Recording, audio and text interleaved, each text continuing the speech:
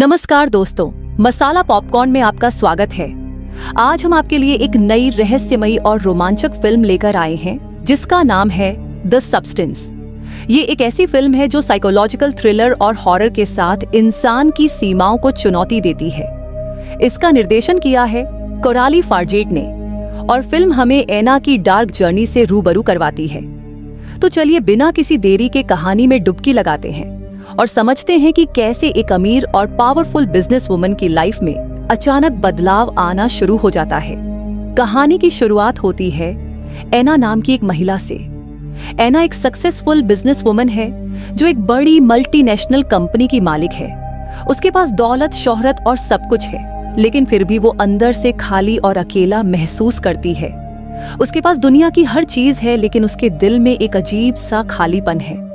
उसकी personal life बिल्कुल ही सुनसान है। उसका ना कोई करीबी दोस्त है और ना ही परिवार का कोई सहारा।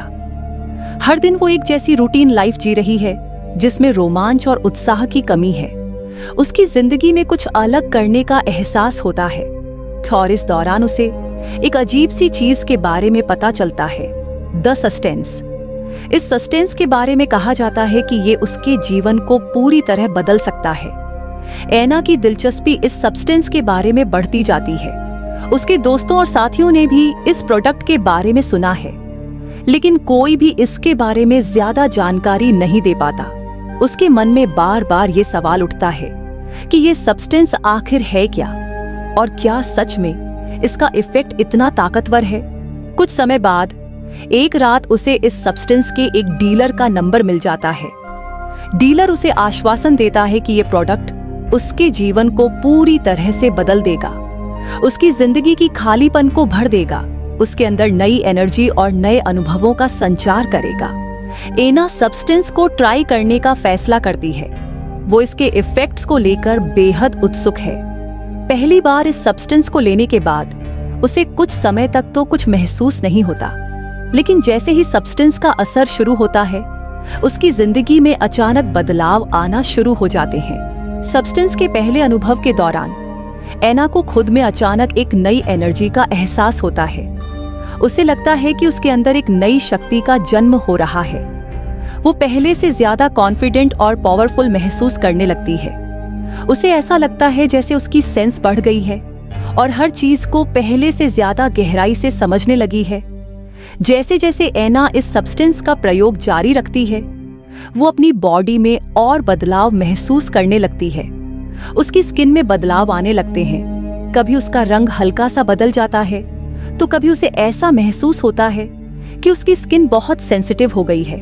उसकी आंखों का रंग बदलने लगता है और वो रात के अंधेरे में भी चीजों को साफ देख पाती है। शुरू में ये बदलाव उसे अच्छे लगते हैं। उसे लगता है कि उसकी जिंदगी में एक नई चमक और जोश आ गया है, लेकिन कुछ ही दिनों में उसे एहसास होता है कि ये बदलाव उसके शरीर में ही नहीं बल्कि उसकी सोच में भी असर डाल रहे हैं। वो कभी कभी खुद को बहुत गुस्से में और हिंसक महसूस करती है, खासकर तब जब वो लोगों के साथ मिलती है। सब्सटेंस का असर अब केवल उसके शरीर तक सीमित नहीं है, बल्कि उसके दिमाग पर भी असर डाल रहा है। उसे खुद पर कंट्रोल करना मुश्किल होने लगता है। उसका व्यवहार असामान्य हो जाता है और वो खुद से अजीब बातें करने लगती है। पहले तो उसे लगता है कि ये सब एक प्लेसबो इफेक्ट है, लेकिन धीरे धीरे ये महसूस करती है कि सब्सटेंस का असर असल में उसके मन और सोच पर गहरा प्रभाव डाल रहा है। वो खुद से सवाल करने लगती है कि आखिर वो कौन है और क्या बन रही है। उसके दोस्त और सहकर्मी भी उसके इस बदलते व्यवहार को देखकर हैरान हो जाते हैं, लेकिन कोई भी उसे सीधे तौर पर कुछ कहने की हिम्मत नहीं कर पाता।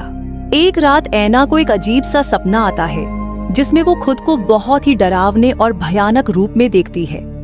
सपने में वो एक खून से सनी हुई जगह पर खड़ी होती है और उसके चारों ओर अजीब सी छायाएं घूम रही होती हैं। इस सपने के बाद एना और भी ज्यादा डरने लगती है। उसे एहसास होता है कि वो इस सब्सटेंस के असर से छुटकारा पाना चाहती है, लेकिन अब तक सब्सटेंस उसके सिस्टम में इतनी गहराई से घुल चुका होता है कि उससे छुटकारा पाना मुश्किल हो गया है। एना इस सब्सटेंस की सच्चाई जानने के लिए रिसर्च करना शुरू करती है। उसे पता चलता है कि ये सब्सटेंस कोई आम प्रोडक्ट नहीं है, बल्कि इसका निर्माण किसी डार्क और शक्तिशाली संस्था द्वारा किया गया है। इस सब्सटेंस के जरिए लोगों के मन और शरीर पर कंट्रोल किया जा सकता है। सब्सटेंस को इतनी खतरनाक तरीके से तैयार किया गया है कि इसका सेवन करने के बाद इंसान की सोच, समझ और विचार पूरी तरह बदल सकते हैं। वो खुद को इस प्रोडक्ट के प्रभाव से आजाद करने के लिए कई रास्ते अपनाने की कोशिश करती है, लेकिन हर बार असफल हो जाती है। सब्सटेंस का इफेक्ट इतना गहरा है कि वो खुद को पहले जैसा महसूस करने में भी असमर्थ हो जाती है। एना इस मिस्ट्री सब्सटेंस के निर्माताओं से बदला लेना चाहती है। उसे अब अपनी पुरानी जिंदगी और अपनी पहचान को वापस पाने की ललक होती है। वो उस संस्था के खिलाफ खड़ी होती है जिसने इस प्रोडक्ट को बनाया है और उसकी जिंदगी को तबाह कर दिया है। फिल्म के इस हिस्से में एना का संघर्ष अपने चरम पर पहुंच जाता है। अब ये सिर्फ उसके लिए नहीं बल्कि सभी उन लोगों के लिए भी है जो इस खतरनाक सब्सटेंस के चंगुल में फंस चुके हैं। वो अपनी जान की परवाह किए बिना इस संस्था के खिलाफ लड़ने का मन बना लेती है। फिल्म के क्लाइमैक्स में एना का सामना सब्सटेंस के निर्माताओं से होता है। ये लोग बेहद पावरफुल और खतरनाक होते हैं, जिनका मकसद पूरी दुनिया को अपने कंट्रोल में लेना होता है। भिड़ंत बेहद खतरनाक होती है और वो अपनी पूरी ताकत और साहस के साथ उनसे मुकाबला करती है। लेकिन ये लड़ाई आसान नहीं होती। एना को खुद पर और सब्सटेंस के इफेक्ट्स पर पूरी तरह से काबू पाने के लिए अपनी पूरी ताकत लगानी पड़ती है। वो एक बड़ा फैसला करती है, या तो वो अपनी जिंदगी को पूरी तरह से खो देगी या फिर ये सब्सटेंस को अपने अंदर से निकालकर एक नई जिंदगी शुरू करेगी। क्लाइमैक्स के बाद फिल्म का अंत ऐसा होता है जो दर्शकों के लिए कई सवाल छोड़ जाता है। क्या एना सच में इस खतरनाक सब्सटेंस के असर से आजाद हो पाई? क्या उसने सच में अपनी पुरानी जिंदगी और पहचान वापस पा ली, या वो अब भी उस संस्था की एक कठपुतली बन चुकी है? तो दोस्तों, ये थी द सब्सटेंस की कहानी, जहां हमें एक महिला की जिंदगी में आए बदलावों और उसके संघर्ष की डार्क और थ्रिलिंग जर्नी देखने को मिलती है। ये फिल्म दर्शकों को सोचने पर मजबूर कर देती है कि क्या वाकई किसी चीज को हासिल करने की चाह में हम अपनी असल पहचान को खो सकते हैं। अगर आपको ये कहानी पसंद आई हो तो प्लीज लाइक और सब्सक्राइब जरूर करें। मसाला पॉपकॉर्न को सपोर्ट करने के लिए धन्यवाद।